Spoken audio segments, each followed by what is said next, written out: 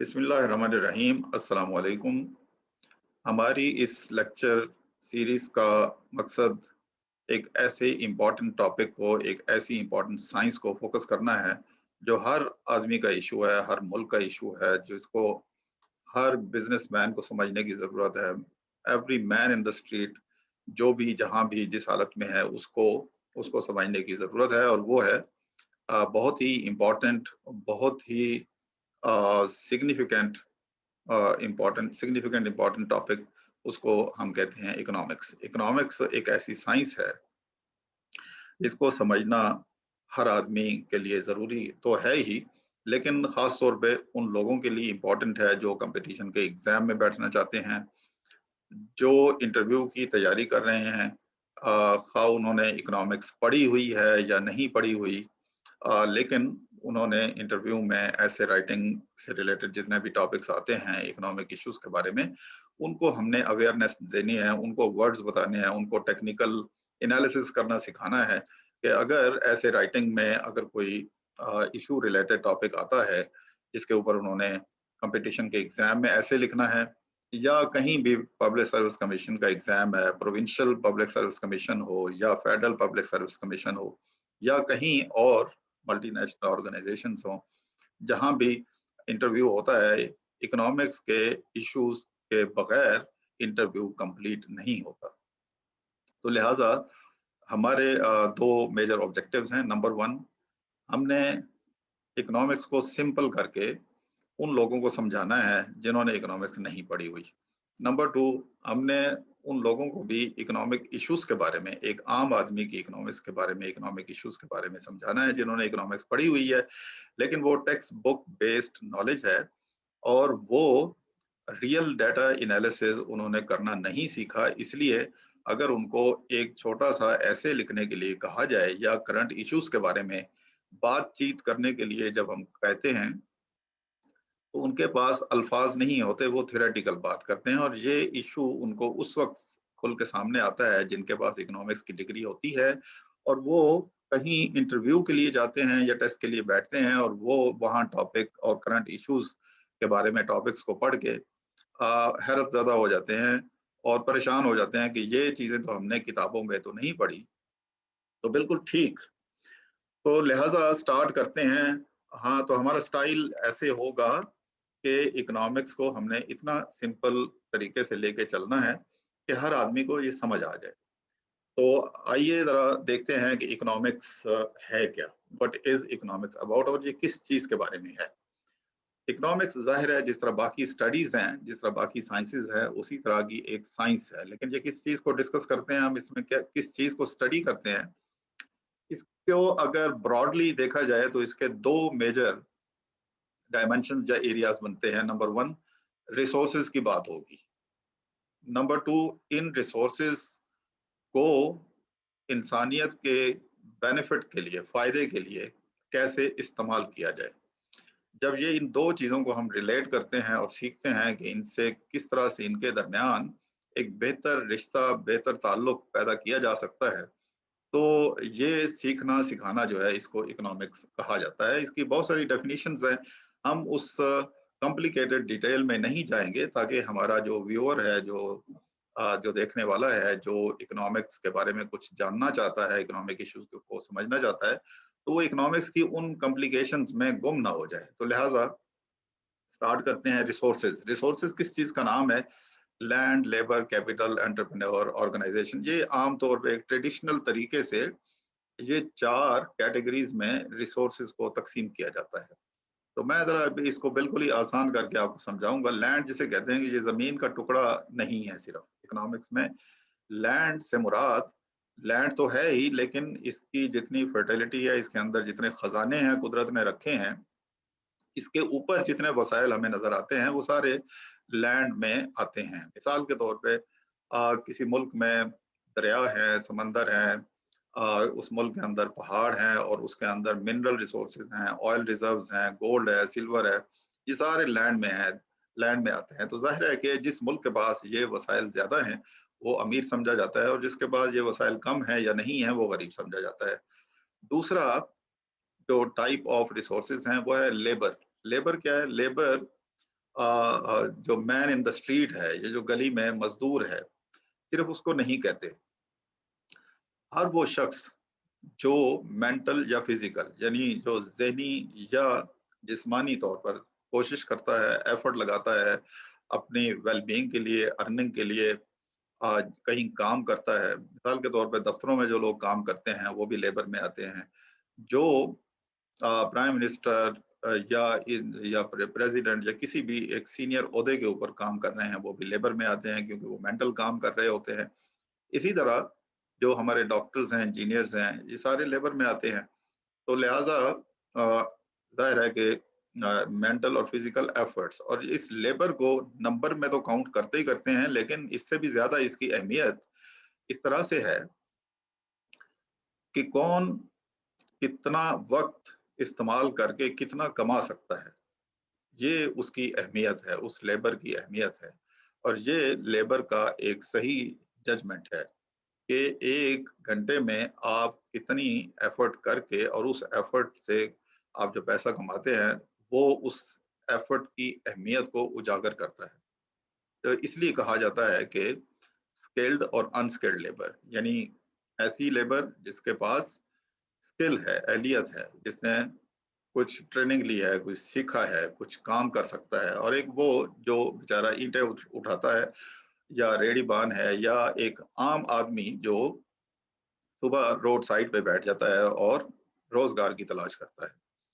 तीसरा जो important resource में जो फैक्टर आता है उसको कैपिटल कहते हैं। कैपिटल को आम तौर पे मैन मेड रिसोर्सेज कहते हैं। मिसाल के तौर पे मशीनरी है, टूल्स है, ये हैमर्स है, और जो जितने हमारा मोटर मैकेनिक्स हैं या बाकी लोग हैं जो टूल्स इस्तेमाल करते हैं, वो सारा कैपिटल है। लेकिन कैपिटल की एक ब्रॉड डेफिनेशन में अगर हम जाएं तो कैपिटल में मॉनेटरी रिसोर्सेज भी आते हैं, वेल्थ भी आती है, ये सारी चीजें। इसी तरह लैंड को भी, जब आपके पास रियल एस्टेट है, आपके पास सोना है, आपके पास चांदी है, आपके पास फॉरेन करेंसी है, तो एक ब्रॉड डेफिनेशन में कैपिटल इसको भी कहते हैं। लेकिन टिपिकली कैपिटल को अगर डिफाइन किया जाए तो इसको मैन मेड रिसोर्सेज यानी टूल्स, मशीनरी, जो कि इसलिए जरूरत होते हैं कि इनको फर्दर इस्तेमाल करके कोई चीजें बनाई जा सकें, जिसको हम कहते हैं प्रोडक्टिव यूटिलाइजेशन किया जा सके। तो ये हमारा हो गया लैंड, लेबर, कैपिटल। इसके अलावा जो चौथा इंपॉर्टेंट फैक्टर है जिसको हम कहते हैं एंटरप्रेन्योर या ऑर्गेनाइजेशन या मैनेजमेंट भी इसको कहते हैं। तो इकोनॉमिक्स को in general study of management भी कहा जा सकता है, क्योंकि हम इसमें सीखते हैं कि वसाइल को किस तरह से ऑर्गेनाइज करना है, मैनेज करना है for the ultimate benefit of the general public. तो ऑर्गेनाइजेशन या एंटरप्रेन्योरशिप क्या है? वो पर्सन या वो स्किल जिसकी बिना पे हम बाकी जो 3 फैक्टर्स हैं इनको ऑर्गेनाइज करते हैं, और इस तरीके से ऑर्गेनाइज करते हैं कि इससे ज्यादा आउटपुट कैसे प्रोड्यूस किया जाए, यानी मैक्सिमम इससे फायदा कैसे उठाया जाए। मिसाल के तौर पे आपने देखा होगा कि बहुत सारे बिजनेसेस हैं जिनके पास एक जैसे वसाइल होते हैं, लेकिन उनकी ग्रो करने की जो सलाहियत है या स्पीड है या टाइम है, उसमें फर्क होता है। तो इसका मतलब क्या होता है? मिसाल के तौर पे अगर 2 भाई एक ही घर में एक ही कपड़े का कारोबार करते हैं, एक के पास दोनों के पास सरमाया एक जैसा है, दोनों के पास एक जैसे ही वसाइल हैं, लेकिन वो काम करने में आप देखते हैं बहुत सारी ऐसे एक्सपीरियंसेस हमारे सामने आते हैं कि कुछ अरसे के बाद एक भाई दूसरे के मुकाबले में बहुत ज्यादा तरक्की कर जाता है। इसमें लोग शायद इंडो पाक में तो ये कहेंगे जी ये किस्मत का खेल है।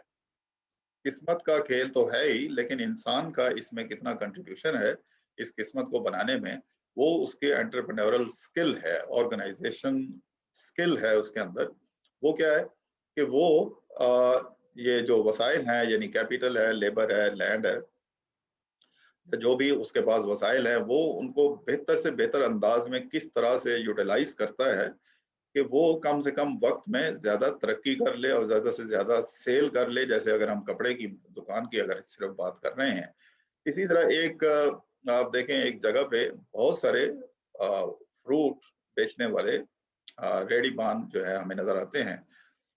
कोई ज्यादा बेच लेता है और कोई कम बेच के जाता है। उसकी वजह क्या है कि उसके अंदर स्किल स्किल हम किसे कह रहे हैं कि वो ग्राहक को किस तरह से अपील करता है, कन्विंस करता है, मोटिवेट करता है, इंसेंटिवाइज करता है। मिसाल के तौर पे आप देखें अक्सर कई दुकानदार ऐसे होते हैं कि जब आप कोई सौदा उनसे लेने जाते हैं तो आप मुतासिर होते हैं उनके अखलाक से, और जो चीजें वो बेच रहे होते हैं आपको उसमें हेल्प करते हैं। आपको क्वालिटी का मसला नहीं होता। जो चीज आप जैसे फल की रेडी से अगर आप कोई अगर फ्रूट वाला आपको आपकी मर्जी के मुताबिक चुनने देता है तो आप अक्सर उसके पास जाएंगे। लेकिन इससे उसको क्या फायदा, आप देखें कि वो ज्यादा से ज्यादा कस्टमर्स को अट्रैक्ट कर लेता है और इस तरीके से वो ज्यादा से ज्यादा कमाई कर लेता है और कम वक्त में अपना सौदा बेच के घर चला जाता है। ये मामला सिर्फ रेडी तक नहीं है। इसी तरह हम छोटे लेवल से लेकर बड़े पैमाने पर एक इकोनॉमी का भी यही हाल है। बहुत सारी दुनिया में मुल्कों ने तरक्की इसलिए की कि उनकी जो एंटरप्रेन्योरल स्किल्स थी वो बहुत आउटस्टैंडिंग थी। उनके पास स्किल्ड लेबर तो थी, टेक्नोलॉजी भी उन्होंने बेहतर की, अपनी प्रोडक्टिव कैपेसिटी भी बढ़ाई, प्रोडक्टिव कैपेबिलिटीज को भी उन्होंने एनहांस किया। लेकिन उससे बढ़ के उनकी ऑर्गेनाइजेशन या एंटरप्रेन्योरल स्किल थी जिसकी वजह से उन्होंने तरक्की की। तो ये हमारा ये हो गया आ, एक डेफिनेशन ऑफ रिसोर्सेज, यानी रिसोर्सेज या वसाइल को हम चार मेजर कैटेगरीज में, ब्रॉडर कैटेगरीज में हम डिवाइड करते हैं। लैंड, जिसको हम कुदरती वसाइल भी कह सकते हैं, लेबर जो कि इंसान के अंदर काम करने की जो सलाहियत है या इंसान खुद लेबर में काउंट होता है। कैपिटल जो मैन मेड रिसोर्सेज हैं जैसे मशीनरी है, टूल्स हैं, जो फर्दर चीजें बनाने में, जो मजीद अशिया बनाने में मदद देते हैं। और एंटरप्रेन्योर या ऑर्गेनाइजेशन, ये एक अहम फैक्टर ऑफ प्रोडक्शन है जो इन बाकी तमाम फैक्टर से अबव ऑल इसलिए कहा जाएगा क्योंकि इसका रोल है इन तमाम बाकी फैक्टर्स को बेहतर से बेहतर अंदाज में इस्तेमाल करके ज्यादा से ज्यादा आउटपुट प्रोड्यूस करने में। तो इनके बारे में तसव्वुर ये है इकोनॉमिक्स में कि रिसोर्सेज जो है आमतौर पे लिमिटेड हैं। जब हम कहते हैं रिसोर्सेज लिमिटेड हैं तो फिर ये किस चीज से हम कंपेयर कर रहे होते हैं। तो दूसरा जो डायमेंशन है इकोनॉमिक्स का, यानी इकोनॉमिक्स जिसके बगैर मुकम्मल नहीं होती, वो है जाहिर है कि इंसान की ख्वाहिशात, उसके वांट्स, नीड्स। अगरचे इन तीनों में फर्क है और इसके ऊपर एक लंबी डिबेट भी मिल जाती है, लेकिन मैं आपको बोर नहीं करना चाहूंगा। इसकी डिटेल डिस्कशन में जाके आप हम इसको ऐसे कर लेते हैं कि इसको हम एक ही चीज टेम्परेरीली कंसीडर कर लेते हैं कि हमारी जो ख्वाहिशात हैं, मिसाल के तौर पे ख्वाहिशात में क्या है, हमारी फूड है, शेल्टर है, क्लोथिंग है, और फिर उनकी बेहतर अंदाज में अवेलेबिलिटी, यानी हमें खाना मिले, अच्छा मिले, ज्यादा मिले, रहने के लिए कपड़े हों, कपड़े बेहतर से बेहतर हों, अच्छी क्वालिटी के हों, सस्ते भी मिल जाएं और बेहतर भी मिल जाए। तो जाहिर है कि और इसी तरह शेल्टर यानी मकान, हमारा अच्छा बेहतरीन मकान हो, रिहायश हो, जिसके अंदर तमाम सहूलतें हों, एसी, हीटिंग, कूलिंग, तमाम उसका इंतज़ाम हो और वो बेहतर अंदाज में हो। अब ये सारी चीज़ें कैसे हासिल होंगी? क्या, क्योंकि ख्वाहिशात तो ऐसी हैं मिसाल के तौर पे जिनकी खूबी ये है कि ये एक दफ़ा पूरी करने से ख़त्म नहीं हो जाती, ख्वाहिशात मिट नहीं जाती। बल्कि आप इंसान जब तक जिंदा है तो ये रिपीटेडली अराइज होती हैं। रिपीटेडली अराइज का मतलब ये है कि अगर आपने आज खाना खाया है और एक ही दिन में आपको फिर दूसरे टाइम पे भी खाना चाहिए, तीसरे टाइम पे भी खाना चाहिए, डिपेंडिंग अपॉन योर हैबिट्स। इसी तरह अगर एक दिन में खाना आपने खा लिया, आपके पास वसाइल है, तो दूसरे दिन के लिए भी आपको चाहिए। तो ये इस तरीके से इसी इसी तरह कपड़े हैं।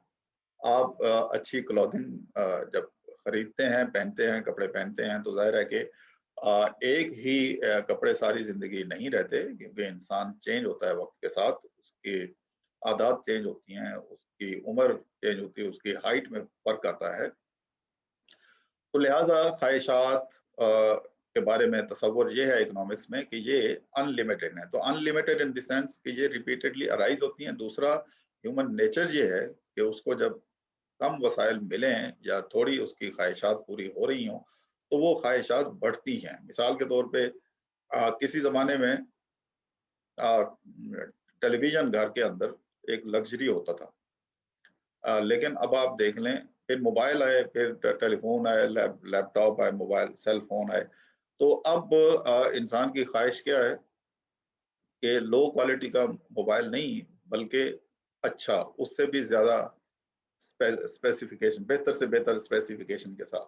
घर है तो पहले एक अगर मामूली घर है तो फिर उससे बेहतर, फिर अगर किसी एक सेक्टर में जो कि लो इनकम रैंक में आता है, कैटेगरी में आता है, तो इंसान की ख्वाहिश होती है कि उसका घर बेहतर हो, अच्छी लोकेशन पे हो, अच्छे सेक्टर में हो, अच्छी सहूलतों के साथ हो। तो ये इस लिहाज से हम कहते हैं कि ये अनलिमिटेड है।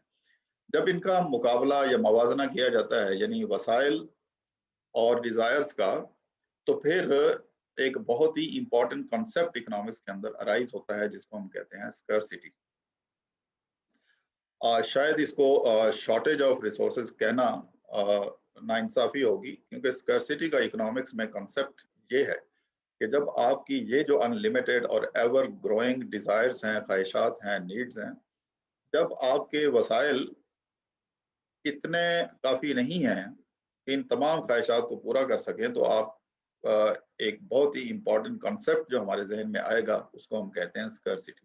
तो स्कैरसिटी एक ऐसा कॉन्सेप्ट है जिसको हम ऐसे कहेंगे कि when resources are not sufficient to satisfy all of your wants.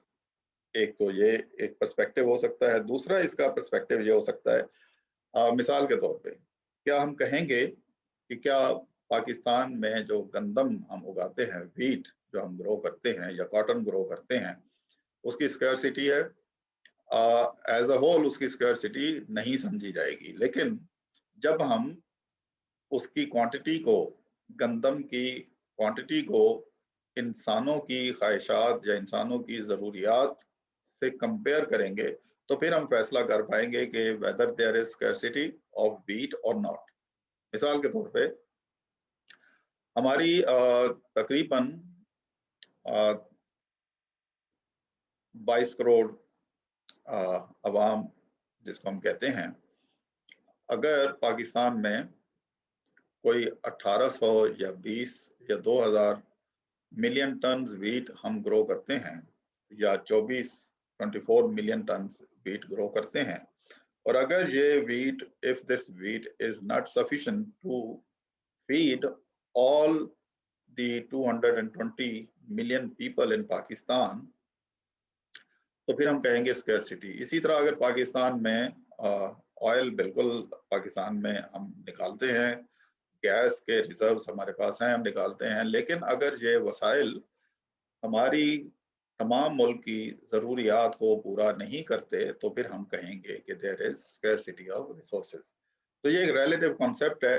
मिसाल के तौर पे अगर मुल्कों के लिहाज से देखा जाए तो कुछ मुल्कों में वसाइल बहुत ज़्यादा होते हैं, उनकी अपनी ज़रूरियात से भी ज़्यादा होते हैं। जैसे मिडल ईस्ट में बहुत सारे मुल्क हैं, ईरान है, इराक है, सऊदी अरेबिया है, इनके पास ऑयल के वसी बहुत ज़्यादा वसाइल हैं।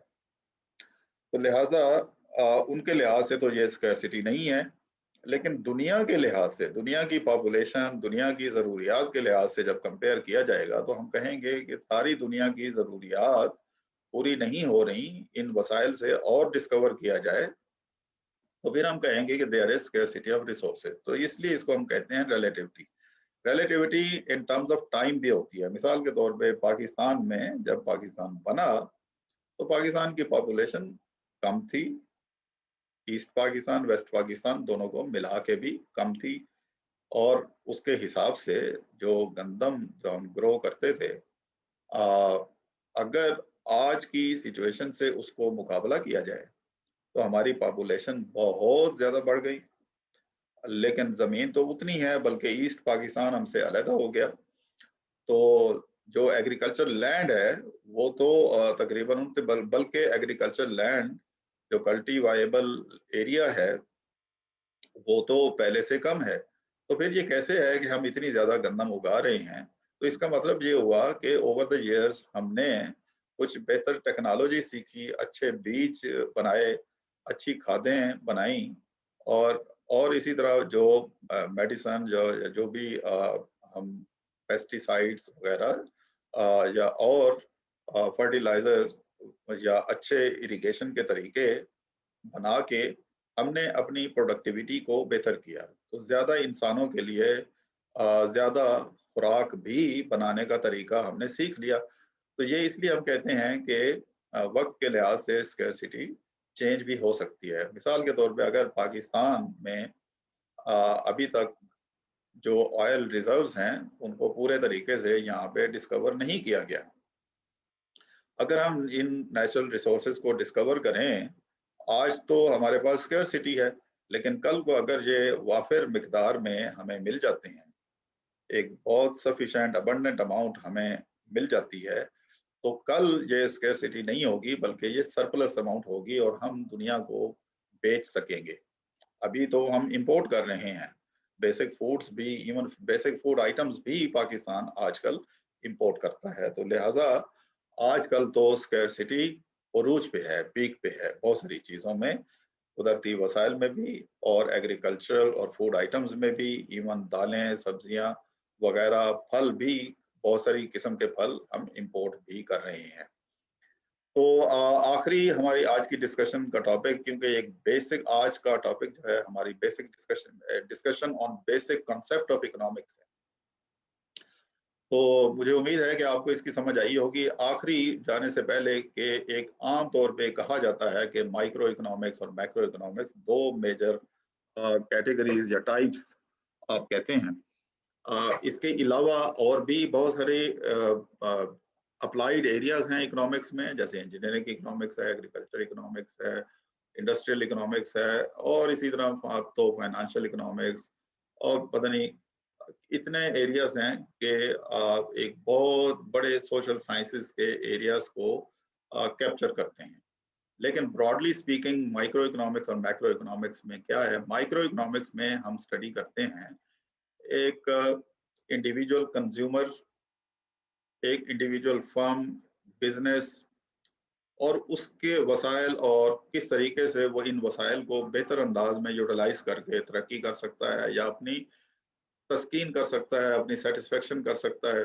जाहिर है कि अगर वो एक कंज्यूमर है, एक आम आदमी है, तो उसके पास जो मॉनेटरी वसाइल हैं, वो खर्च करके बेहतर अंदाज में कितनी अशिया, कितनी सर्विसेज, कितनी गुड्स वो परचेज करके और फिर उसको कंज्यूम करके, खा पी के या इस्तेमाल करके, मसलन अगर तो फूड आइटम्स हैं तो वो खा पी के, अगर क्लोथिंग है, शेल्टर है, तो इन चीज़ों पे वो खर्चा करके बेहतर अंदाज में कैसे अपनी ज़िंदगी बसर कर सकता है, कितनी ज़्यादा से ज़्यादा उसको तस्कीन मिलती है इन वसाइल को खर्च करके। तो जब हम इसको स्टडी करते हैं कि उसकी मुश्किलात क्या हैं और इन वसाइल को वो कैसे बेहतर अंदाज में यूटिलाइज करे, यानी एक इंडिविजुअल फर्म के बारे में जब हम बात कर रहे होते हैं, कि एक इंडिविजुअल कंज्यूमर के बारे में बात कर रहे होते हैं, कि वो आप मसलन एक इंडिविजुअल फर्म की अगर बात होगी, जिस तरह मैंने बताया कि कंज्यूमर का मेजर ऑब्जेक्टिव क्या होता है कि मैं कम वसाइल को किस बेहतर अंदाज में यूटिलाइज करके ज़्यादा से ज़्यादा तस्कीन हासिल करूं और अच्छी ज़िंदगी गुजार सकूं। इसी तरह एक फर्म और बिजनेस का जो ऑब्जेक्टिव समझा जाता है ट्रेडिशनल इकोनॉमिक्स में, कि वो एक तो अपने प्रॉफिट को किस तरह मैक्सिमाइज कर सकता है, कम लागत में ज़्यादा पैदावार कैसे कर सकता है, और इस पैदावार को, इस आउटपुट को बेहतर प्राइस के ऊपर सेल करके किस तरीके से वो तरक्की कर सकता है और अपने बिजनेस को बढ़ा सकता है। जबकि मैक्रो इकोनॉमिक्स में, जिसको हम कंट्री लेवल इकोनॉमिक्स भी कह सकते हैं या एग्रीगेट इकोनॉमिक्स भी कहते हैं, जैसे हमारा ज्यादातर वास्ता जो है कंपटीशन के एग्जाम में और इंटरव्यूज में, वो मैक्रो इकोनॉमिक इश्यूज से रिलेटेड होता है। तो मैक्रो इकोनॉमिक्स किसे कहा जाता है? यानी जिसको कहते हैं मुल्क की इकोनॉमिक्स या मुल्कों की इकोनॉमिक्स, इसलिए कि इसमें सिर्फ एक मुल्क की लेवल पे, कि एक मुल्क के आमदनी के वसाइल क्या हैं, उसके अखराजात क्या हैं, उसके अंदर जो एम्प्लॉयमेंट है, रोजगार कितना है नहीं है, उसमें महंगाई कितनी है, उसमें जो बैंक जो है सूद पे कर्जा दे रहे हैं, वो सूद की शरह क्या है, स्टेट बैंक का क्या रोल है, पार्लियामेंट का क्या रोल है, क्योंकि पार्लियामेंट बजट पास करती है। तो ये बजट और रोजगार, बेरोजगार या एक लेबर फोर्स, यानी ऐसे लोग जो काम करने की सलाहियत रखते हैं और काम करने की उम्र में है, उम्र की ब्रैकेट में है कि काम कर सकते हैं और काम करना भी चाहते हैं, तो उनकी तादाद कितनी है और उनमें से कितनों को रोजगार मिला हुआ है या रोजगार नहीं मिला हुआ, ये सारी डिस्कशन जो है ये मैक्रो इकोनॉमिक्स में आती है। इसके अलावा इसमें और ज्यादा ब्रॉड जाएं तो फिर एक मुल्क के जो इंटरनेशनल ट्रेड है बाकी मुल्कों के साथ, वो कितनी है, कितना एक्सपोर्ट कर रहे हैं, कितना इंपोर्ट कर रहे हैं और किस रेट पे, यानी एक्सचेंज रेट कितना है। मसलन इंटरनेशनल करेंसी में जब हम कन्वर्ट करेंगे तो हमें कितनी आमदन होगी, कितनी कमाई होगी, ये सारी चीजें जो है ये हमें इकोनॉमिक्स में आती हैं। तो ये आज की जो हमारी डिस्कशन थी वो इकोनॉमिक्स के बारे में एक जनरल कॉन्सेप्ट था कि इकोनॉमिक्स के बारे में लोग समझते क्या हैं और क्या समझना चाहिए। तो इकोनॉमिक्स है किस चीज के बारे में, तो ये एक जनरल डेफिनेशनल कॉन्सेप्ट जो है वो हमने डिस्कस किया इस लेक्चर में। तो नेक्स्ट वीडियो में हम डिस्कस करेंगे कि why there is need to learn the science of economics, आखिर इसको इकोनॉमिक्स को पढ़ने का फायदा क्या है। तो बज़ाहिर तो आपको बहुत ज्यादा फायदा यही आएगा कि आपको अपने मसाइल और वसाइल और फिर उनके दरमियान एक अच्छा रिश्ता बनाने में आप क्या कुछ कर सकते हैं, उसको समझने में मदद होगी। लेकिन और बहुत कुछ है, तो इंशाअल्लाह नेक्स्ट लेक्चर में फिर हमारी डिस्कशन होगी कि why there is need to learn the science of economics. इन अल्फाज के साथ थैंक यू वेरी मच। अल्लाह हाफिज, खुश रहें और इकोनॉमिक्स को समझते रहें, आम आदमी की इकोनॉमिक्स को समझें। अल्लाह हाफिज।